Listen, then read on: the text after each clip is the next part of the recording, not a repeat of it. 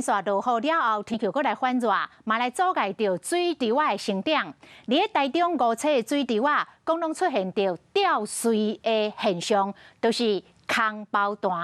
农友讲，收成大约减3成，希望中央会当来降低保险理赔标准，来保障着农友的收入。救农民爱保助。农友的话口号，希望讲中央政府会使补助农友的损失，因为这个稻后个月初就要收成啊。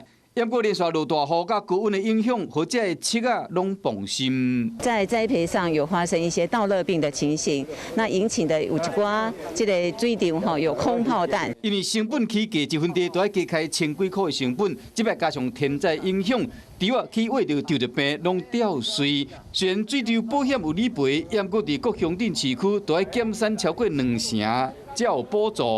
伊这讲有保险。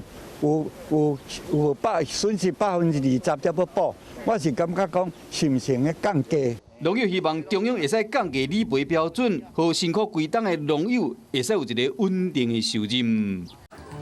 华视新闻看起来，赶快订阅我们的华视新闻 YouTube 频道，欢迎按赞、订阅、开启小铃铛，最新最及时的资讯要提供给你。